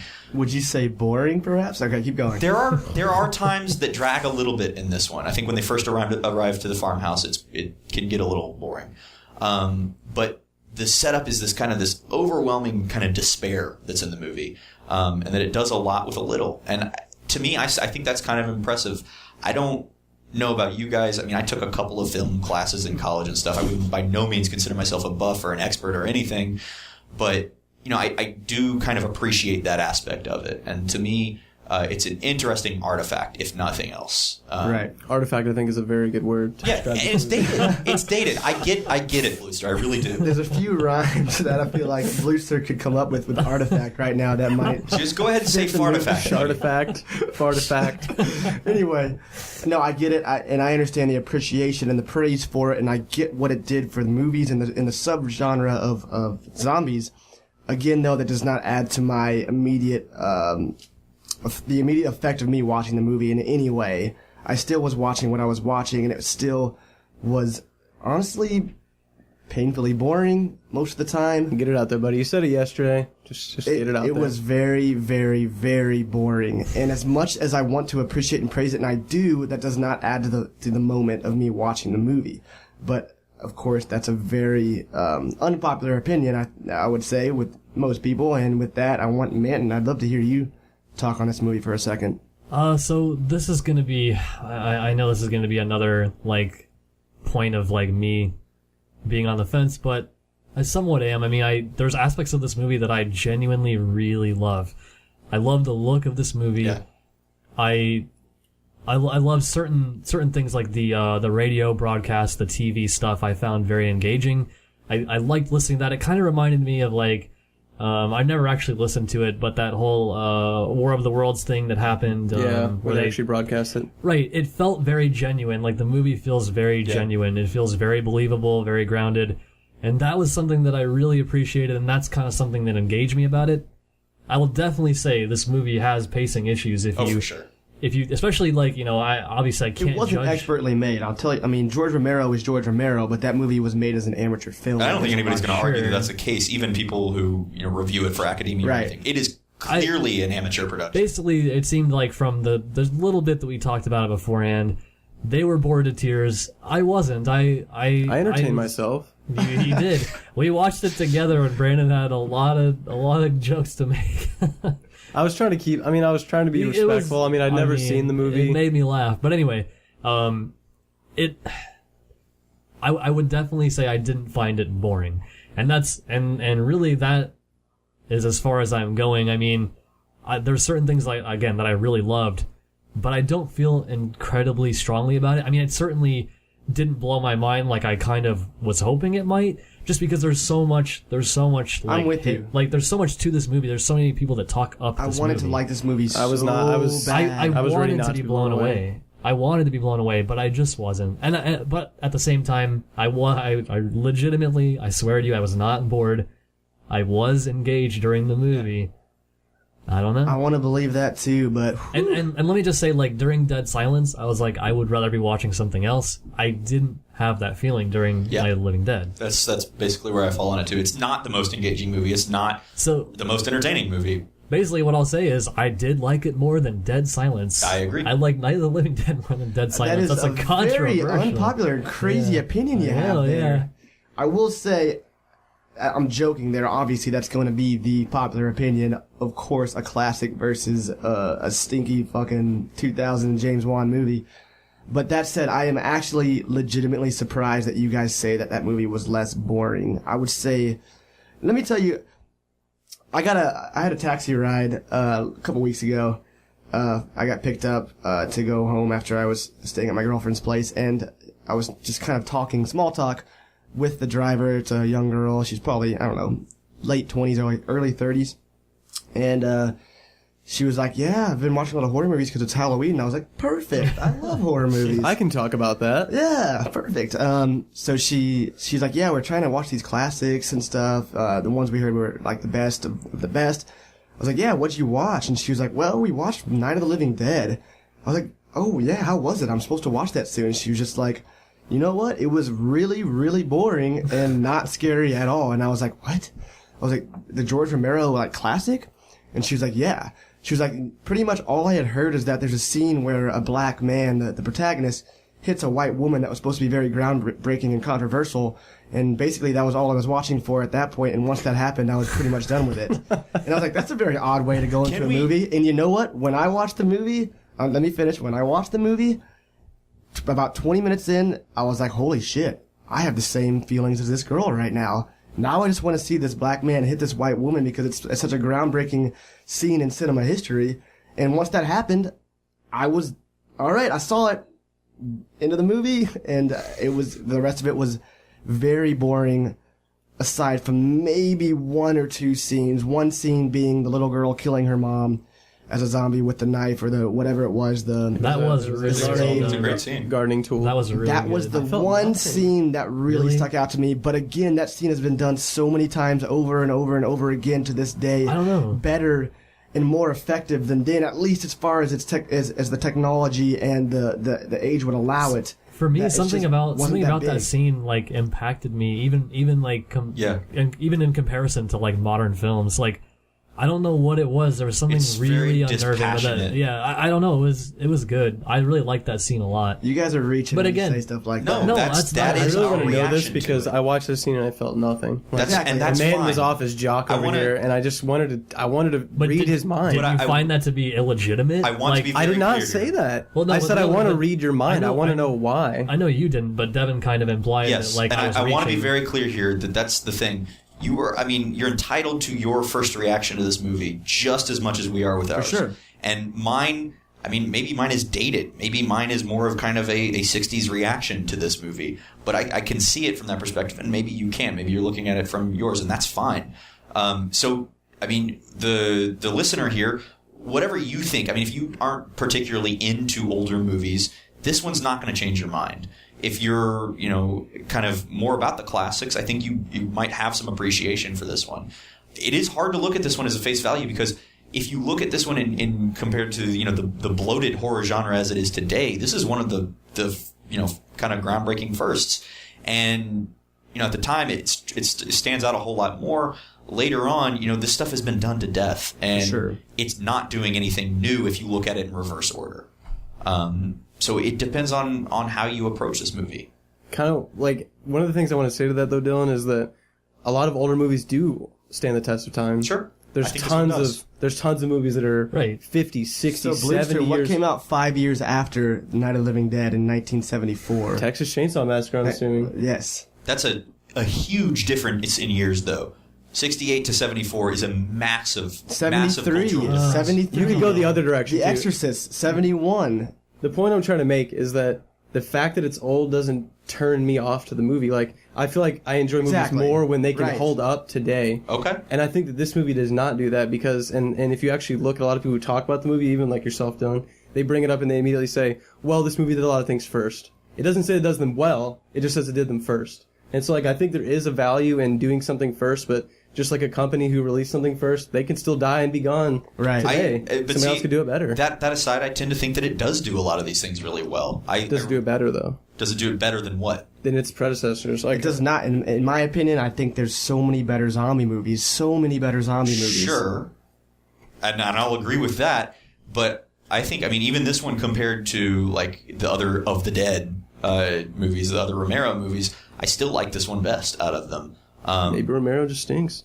I mean, I don't know how popular this is. I really don't like Dawn of the Dead. I like Dawn of the Dead more. I like Dawn of the Dead a lot more. That movie bores me to tears. It's so fucking long. It is a little too long, I will say that. I agree, but I actually would say I like Dawn of the Dead. And that's more. fair. And maybe even Day of the Dead. This too. one, well, and it again, this goes back to our first episode where we, determined what is it we look for in a movie. And for me, there's just kind of like an aura of unnerving or despair. Just it commits to a theme and sticks with it. And this one takes that kind of that uneasiness, the panic and despair, and goes with it. And I like that a lot. I think Dawn of the Dead has moments where it has like fucking Benny Hill music in it. All of a sudden, and it's really jarring and weird. I'm not a fan of that. And like, I mean, in our previous cast, like I go over what was the movie that I was talking about with tonal shifts, like that just killed me. Last House on the Left. No, everything about that killed me. You were talking about House of the Devil or House. I think I was talking about or House.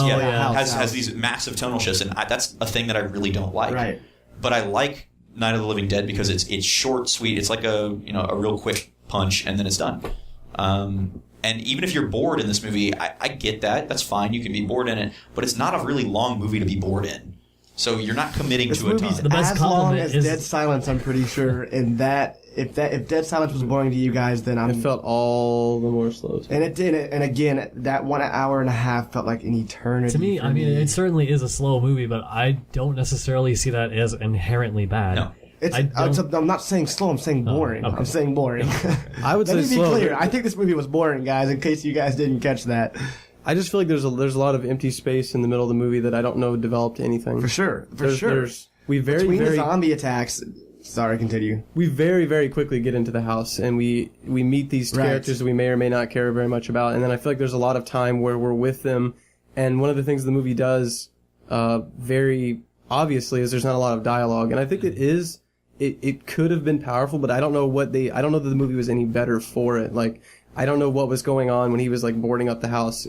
I literally felt like Home Improvement for a good 25 minutes in the movie. He just literally was just going around boarding stuff up. The woman was supposed to be in trauma, sitting in complete silence for the entire movie, and I think I can connect with what they were trying to do, but I don't know that the movie was better. And there were scenes in that basement when it was just like the white dude and I guess the other guy and the woman that was just you don't remember their names? I was watching it and I was like, if somebody were to watch this for 10 minutes from this point, they wouldn't even know this was a zombie movie.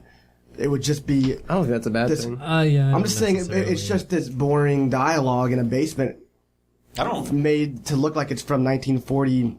I don't think this movie is a zombie movie.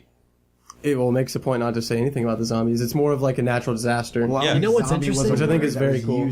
Something that struck me is that like this movie actually specifically says, "Oh, the zombies came from this alien comet." Yeah. Which is weird because you never see that. That's so. Yeah. I thought that was so interesting that they said that. This movie is a zombie movie, though. I feel like for all intents and purposes, I think it's got zombies in it. It's during this crisis in America when it comes out, and people take it to be this metaphor of the growing debt and like the problems with the Vietnam War and whatnot. It's made to be, at least studied to be, a zombie movie and the pioneer of zombie movies, if we're discussing that topic. I think even by today's standards, it was pretty interesting how they actually handled the phenomenon. Like, everyone was very mature about it. It seemed very natural.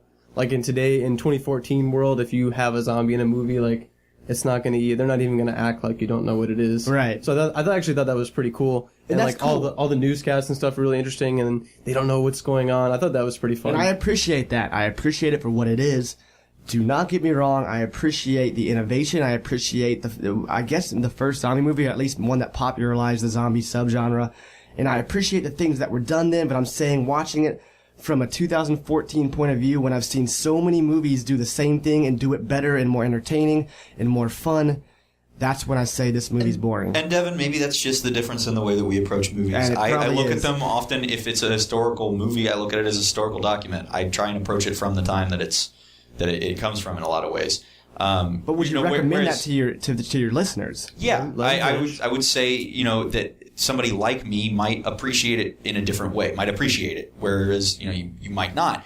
And that's okay. I'm totally fine with these two viewpoints existing side by side, and I'm totally fine with people not liking this movie. I'm not going to take personal offense to people not liking Night of the Living Dead. I'm fine with it too, buddy. So I mean, and then that's where what it boils down to with this one. You know, I'm going to recommend it. I'm sure that Devin and Bloodster aren't going to recommend it. Whoa, man. Well, but that's the thing. Let's not get too hasty, guys. Yeah, you might pull a man in here and change your mind. Exactly. Hey, I did not. I didn't Come say I on. hated it. I just was very neutral the whole time. It's going to get a stinky I'm actually gem going of to a give it stinker. a My massive thing is- polished gem. This is a I like Jimmy to- stinker. Sorry, did you get me wrong? Jim. I like to debate and I like to argue, but my opinion in the movie didn't change along the way. It's just that I kind of like to play devil's advocate a lot. Sure. For sure. That's just kind of the way that I like I to do the talk same about thing stuff. here. And I think that the more that people get to know us as casters and as watchers of horror movies, they're going to know who they can kind of side with in some of these. think If they're they're going to realize- Right. I think me and Dylan even talked about how we agree that we have different definitions of face value. My face value is watching a movie, understanding that you're in a 2014 setting and that all these movies that may have come out in the past have hundreds and hundreds and thousands of movies that have come after it. So I'm watching a movie basically knowing that it's 2014, seeing all the movies that has come after these classics, and then gauging whether or not it's entertaining enough or fun enough to watch. And I have a much easier time doing exactly that with modern movies. Yeah. Which is why, I think that the face value approach or something works for, that's why I lend a lot of credence to your next, for instance, because it is a modern one and it just entertained me. I mean, simple as that. Yeah. But there's no real historical context to put it in. But That is See, fair like- to say.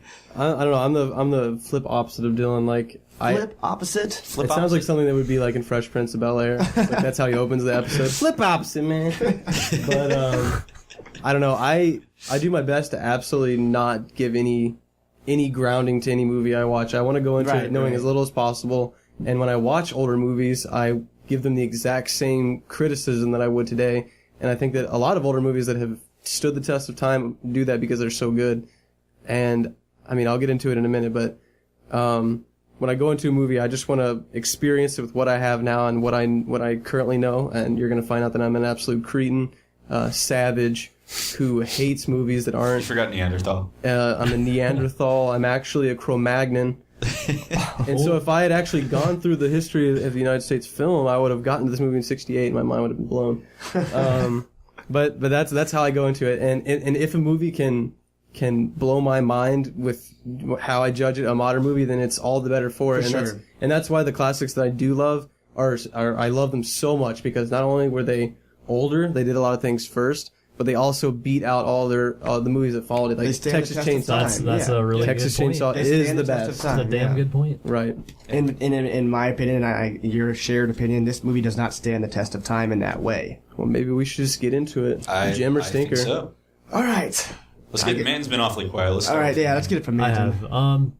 And again, part of that is that I don't feel especially passionate about this movie. I kind of wish I did. Like Dead Alive, I can talk about that movie for hours. This movie, I don't know. I'm gonna go with Gem, just because, although it didn't blow my mind as it may have in 1968, I think it stood the test of time enough to still be an entertaining watch today. Especially, I don't know, if you go into it and your expectations are sky high, you will, in my opinion, you'll probably be disappointed. Oh, yeah. But just watch it like you would watch any other movie. Just put it on and see if it engages you. And I'm gonna go with Gem. Blootster. So going with what I just talked about, how I go into a movie, I think this movie is talked about heavily, and it was always introduced to me as a movie that was famous because it did so many things first, not necessarily because it did them exceptionally well. So that's kind of how I went into the movie. I actually didn't have very high expectations. I just knew that it was famous. And this movie, like Devin, it bored me to tears. I hate to admit it because this is a classic, but I was making a lot of jokes to entertain myself, and it did improve it for me. But as much as I hate to lay it down right now, I think this movie is a stinker. I don't think that it stood the 40-year pass of time. I think that there's so many more other movies I'd much rather pass the time with. I recognize this movie as a study of history, and I think that it's important, but I don't ever want it to discredit any movies I see nowadays because it did something first. All right, I'll go next. I side with Blutzer on this. I think that this movie, outside of educational reasoning, or if you're studying film, for instance, or you want to learn about and study the genre, outside of those reasons, I would never, ever recommend this movie to anyone. If somebody came to me asking for a fun horror movie, or a scary horror movie, or a good horror movie even, I would never... This would be on the bottom of my bottom lists. If somebody said, I want to see a groundbreaking, educational, influential film, an older one, then I might consider it. But no, if this movie, outside of educational reasons, I would never recommend this. Because it's not a fun movie to watch, in my opinion. It's not fun, it's not exciting, it's not scary. All those things I feel like need to be a part of a scary movie, or a horror movie, I should say, to be worth watching. And those they are not. The movie is not. And again, I want to reiterate that my favorite genre of film, my favorite time period is the early 70s until the early 80s, mid 80s maybe. So I've seen movies that I love to death in my top 10 even in the early 70s. This movie only predated movies like Black Christmas, Texas Chainsaw Massacre, Twitch of the Death Nerve, all these movies. This movie only predated it by half a decade, maybe 5 years. And that honestly boggles my mind. Because if you see the difference in quality and production and everything from something like Texas Chainsaw Massacre or Black Christmas or The Exorcist versus this movie, it almost seems like it was made 30 years earlier or 40 years earlier as opposed to 5. And that alone strikes me as a little bit jarring. So again, I love older movies. I love 70s movies. I love early 70s movies. This movie did not do it for me. It was not nearly as entertaining as those movies I mentioned before. It was just too boring, didn't offer enough. I appreciate it for what it did and what it was, but I'm gonna give it, I hate to give it a stinker because that sounds so absurd, because I know what it did and I appreciate what it did, but to watch it in today's standards, I'm gonna have to give it a stinker. And I know that was long-winded, so Dylan, close it out and say whatever you want. Depends what your standards are. My standards are up this movie's alley. I like it. I think that it's a really interesting movie. I don't think it is necessarily a super scary movie or even a super entertaining movie, but it is a really interesting film to see. And I use the word film there specifically because this is not, a popcorn movie like I think it's mistakenly pitched to people. I think that people tend to look at this one because they saw it maybe, closer to its original release, and at that point it would have been a groundbreaking popcorn movie, but it isn't anymore. It's dated. It absolutely is. It's a dusty movie, but it's a good dusty movie, and there is I think a reason that it still gets brought up besides just the kind of the ground that it broke. I think it's not a perfect movie by any stretch, but I think that it's an important movie. And I say that, as a lowercase I. I don't think, in terms of a study of academia or anything, it is important in that sense. But it's also just, it's a good one to see. And so it's not going to get, my highest recommendation ever. But I, feel in some ways I had to kind of defend it. That's the nature of this cast. Yeah, it's a gem. It's a gem. And it's maybe not the kind of gem that you're looking for. Even most listeners out there, I would say. But it's a gem worth seeing. All right, so there you have it. That's 2 gems and 2 stinkers. I feel like that's becoming a trend here at the Horrorble podcast. And I hope you guys are loving the bickering and bullshit that the verbal diarrhea that's coming out. Thanks, buddy. That was we knew who we were referring to. He looked directly at me when he said that. He didn't mean to. He's not even joking around. I didn't mean to, but must have been subconscious. He even swiveled his chair. I couldn't see him behind his pop filter, but I knew he was looking at you. I haven't been able to see Dylan this entire cast because I'm just behind my big ass microphone. That's good because I've been giving you the stink eye the entire time. I've actually been hiding. I've been pretty terrified of Dylan. That went not bad at all. I mean, I expected us to really get into it. I think we cleared the air earlier. Yeah, a little bit. And we filtered ourselves a little bit. Speaking of filters, we definitely filtered it a little bit. But who was talking about filters? Pop filters. I was hiding behind one. Oh, okay. I was hiding behind my pop filter. Let's just run that into the ground.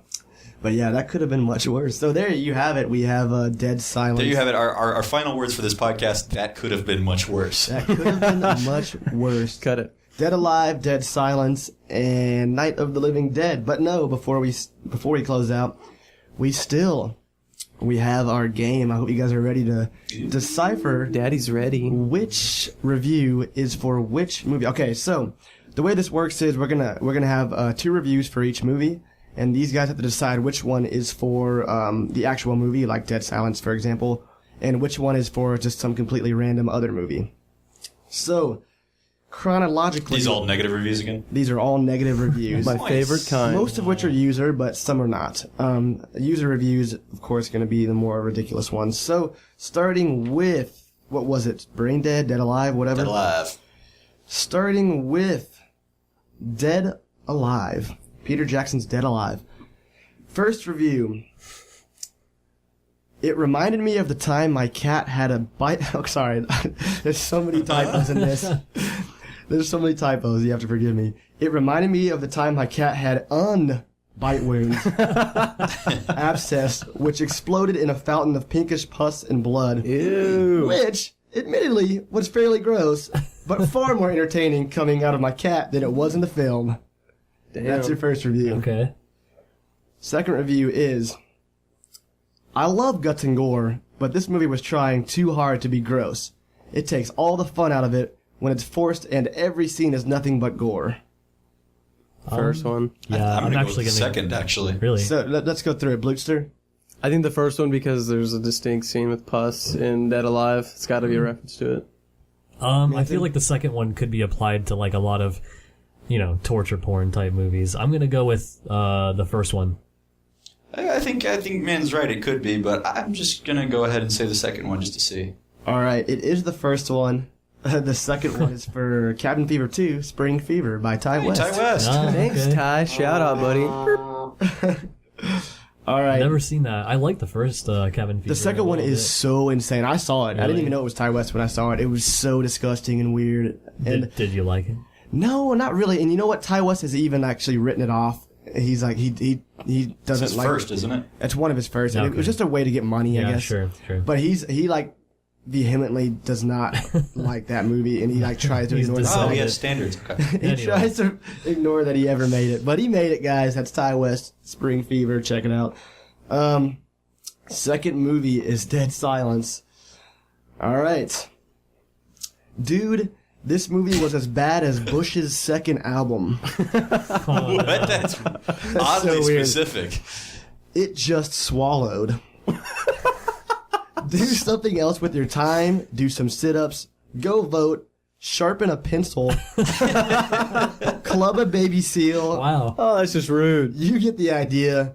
This movie is a Those donkey. are completely different things. This movie is a donkey turd left in the sun. Okay, now I get the idea. Ooh, concise. Well, I agree with all those things First about Dead review. Silence, Ew. obviously. Second review. This movie doesn't scrape the bottom of the barrel.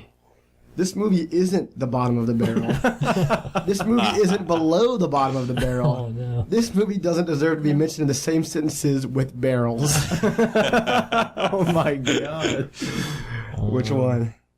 Oh, man. I'm actually kind of torn on this one. I want to say the second one. Well, let's go through, Brandon. Brandon. After Manton's review, even though he gave it a gem, was so bored and neutral, I have to go with the first one. Just echoed Manton.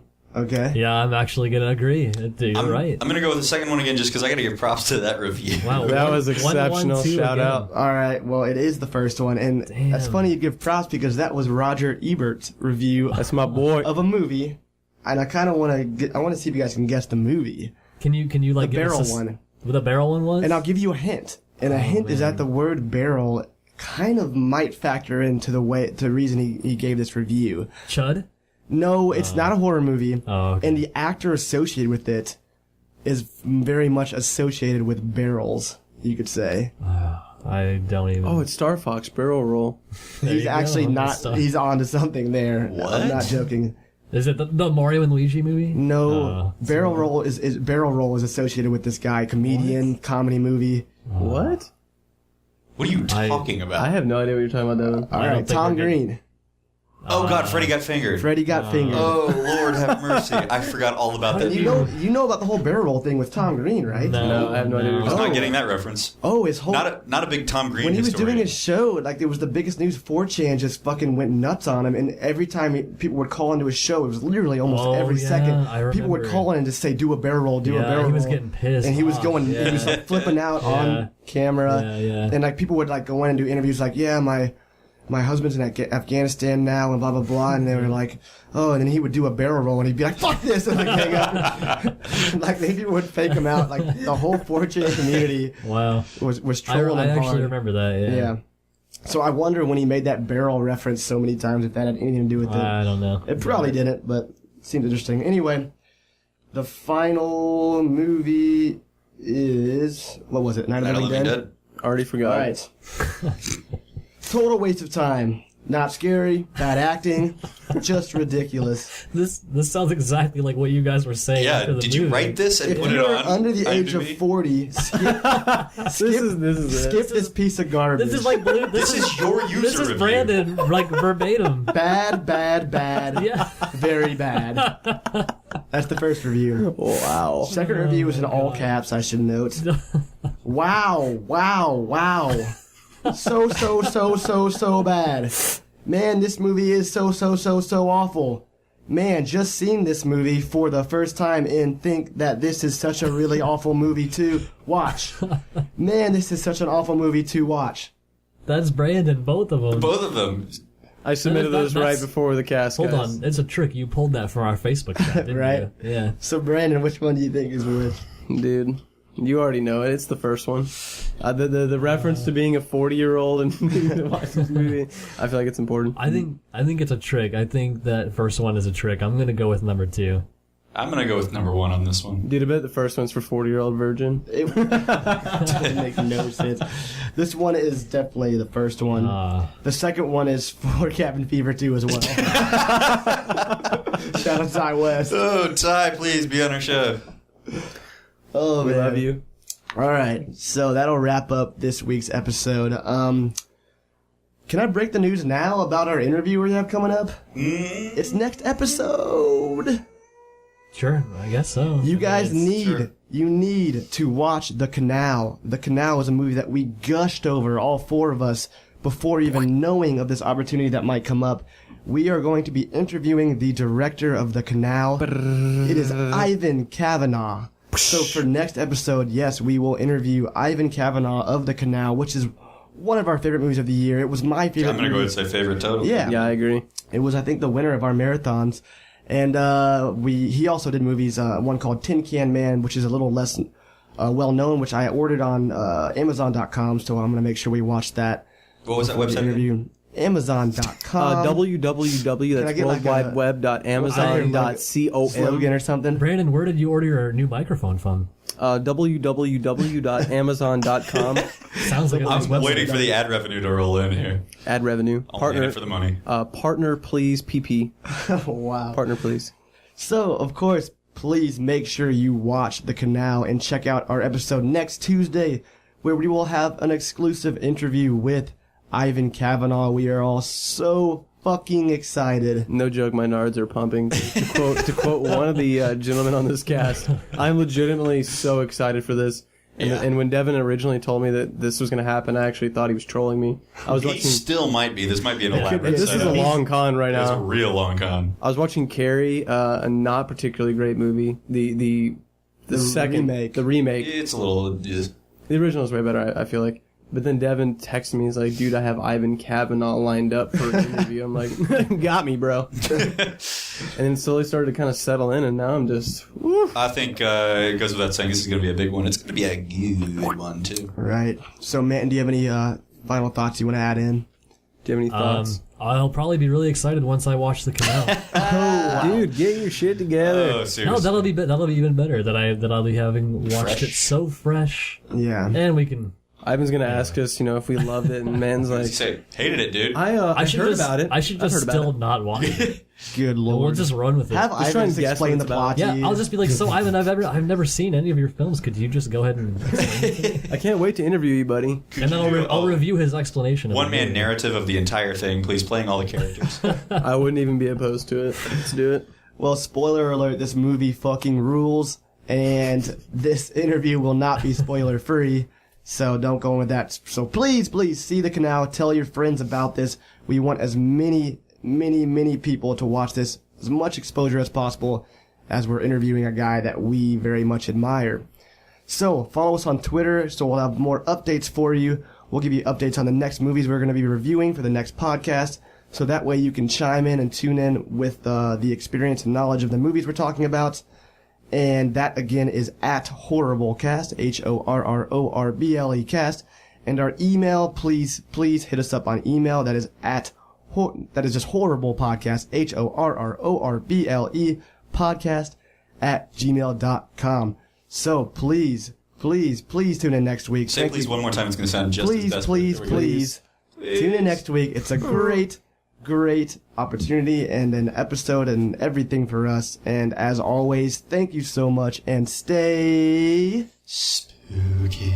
spooky.